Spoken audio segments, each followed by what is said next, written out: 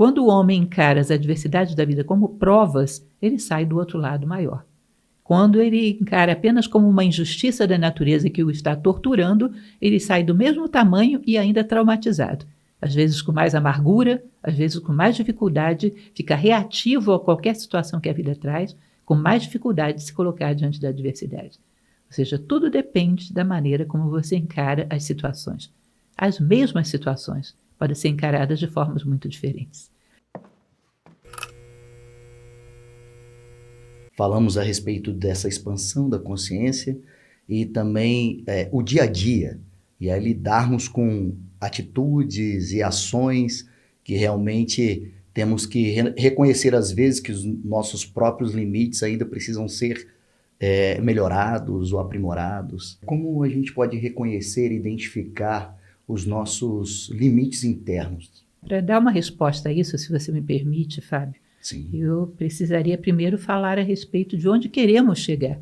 Porque quando você quer chegar em algum lugar, você sente onde você está limitado. Uhum. Quem não quer chegar a lugar nenhum não se sente limitado, não checou os seus limites, não é isso? Você sente que tem limites quando checa. Eu sempre digo para que as pessoas façam um exercício um pouco duro, mas deve ser feito com seriedade. Colocar a sua consciência no último momento da sua vida e pensar que tipo de ser humano você quer ser aí. Esse é o teu sentido de vida, é o grande propósito da tua vida. A tua vida inteira, como qualquer processo produtivo, é para gerar um resultado. O ser humano que você quer ter construído nesse momento, que é o resultado de todo o teu processo de vida. Como é esse ser humano? Quando você olhar para trás, quer ter deixado que tipo de rastro no mundo? Isso é o produto final da tua vida, é isso que eu quero ser. Quero ter tais possibilidades, tais valores, tais virtudes. Eu quero ser esse ser humano. A partir do momento que você estabelece isso, você agora, no momento presente, começa a caminhar nessa direção. E ao caminhar e sentir alguma dificuldade, significa que você esbarrou com seus limites. Os limites são para ser detectados e superados. Então, se eu penso e visualizo claramente o ser humano que eu quero ser, é preciso usar da imaginação aí e vê-lo como se ele estivesse diante de você. Esse é o ser humano que eu quero ser. Quando eu tento me aproximar dele, o que é que mais me impede nesse momento? Há uma tendência muito grande à vaidade. Eu quero sempre projetar o meu nome. Isso para mim é mais importante do que crescer, é as pessoas perceberem que eu cresci. Bom, então é isso, é vaidade. A competitividade, eu quero sempre me sentir superior a alguém. Se eu não me sentir superior a alguém, eu me sinto sem motivação. Então, você encontrou a competitividade. Você tem que sentir o que te impede de pisar no próximo degrau. Aí você vai saber qual é o limite que você tem que confrontar nesse momento. Aquilo que me impede de ter a energia necessária para colocar o pé no próximo degrau. O próximo degrau que me aproxima desse modelo. Eu sei onde eu quero chegar e agora eu vejo qual é a dificuldade para chegar na próxima etapa. Quando encontramos mais dificuldades em nossa vida para atravessar alguns obstáculos, aquilo faz a gente crescer mais como ser humano? Ou você acertando mais, você, vamos dizer, você cresce menos, assim, se expande menos? Na verdade, as provas, as dificuldades são provas. Ao passar por elas, muitas ou poucas, ou sejam quantas forem, porque a vida sabe qual é a nossa necessidade de provas, né? Você tem acesso a uma expansão de consciência, ou pelo menos deveria ter. Aí é que está o problema. Eu posso dizer que alguém que passou por 10 dificuldades necessariamente se tornou mais sábio? Eu acredito que não. Pois é, eu também acredito que não. Depende da maneira como ele passou por essa dificuldade. Sim. Se ele considera as dificuldades, as adversidades como provas, ele sai do outro lado maior, porque ele procurou dar o seu melhor para responder aquilo. Ele percebe que a vida o está provando para entregar alguma coisa mais adiante. Como é o processo pedagógico que nós utilizamos? Nós levamos o nosso filho para o colégio, ele faz uma provinha de matemática. Para quê? Para ter acesso ao 2º ano do fundamental. Ele é promovido quando ele passa por aquela prova. Se ele considera que é uma mera dificuldade, ele vai achar que os professores estão só torturando ele. Quando ele sabe que é uma prova, ele sabe que ele vai ter acesso a um outro grau, um outro patamar de experiência, se ele passa bem por ali. Quando o homem encara as adversidades da vida como provas, ele sai do outro lado maior. Quando ele encara apenas como uma injustiça da natureza que o está torturando, ele sai do mesmo tamanho e ainda traumatizado. às vezes com mais amargura, às vezes com mais dificuldade, fica reativo a qualquer situação que a vida traz, com mais dificuldade de se colocar diante da adversidade. Ou seja, tudo depende da maneira como você encara as situações. As mesmas situações podem ser encaradas de formas muito diferentes. Uma vez eu vi uma mensagem, às vezes a gente vê algumas coisas inteligentes por aí, né?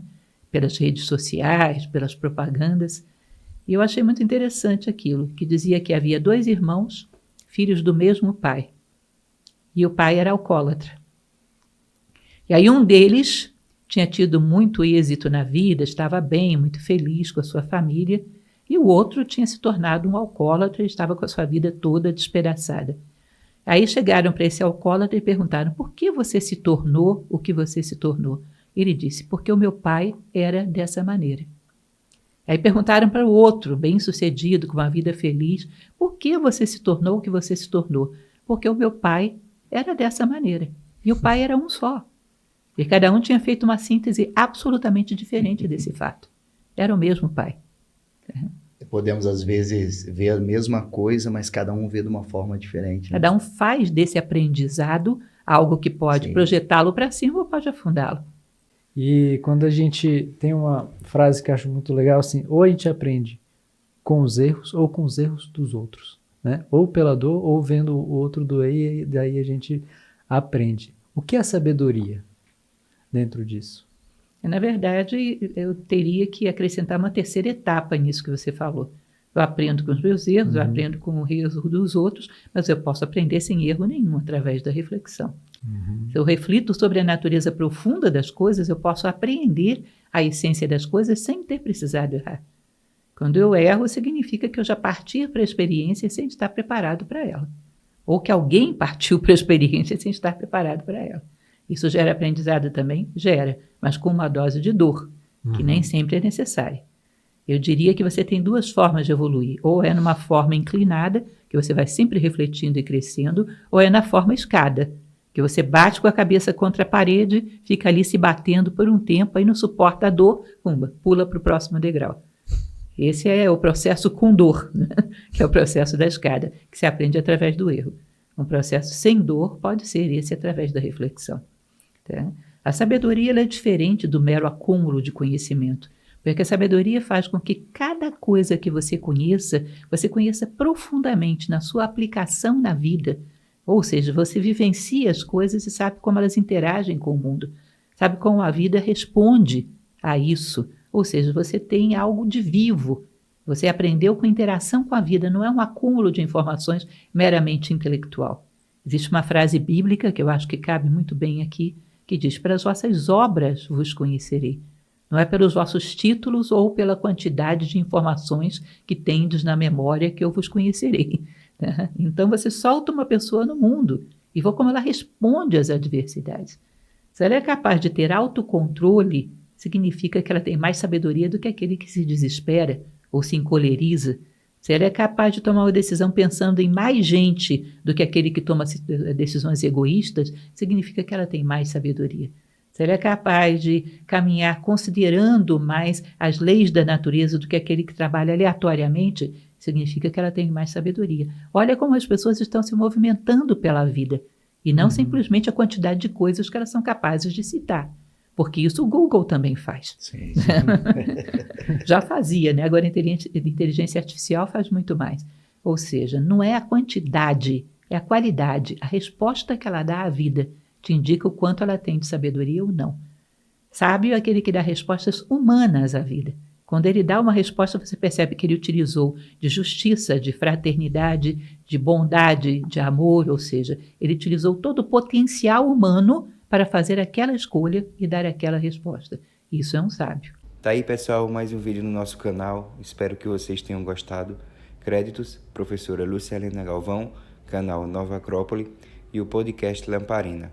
Se você busca autoconhecimento, espiritualidade, sabedoria, entre outros assuntos que vão te ajudar na tua caminhada pessoal, se inscreve no canal, ativa as notificações, comenta e compartilha com seus amigos. Muito obrigado.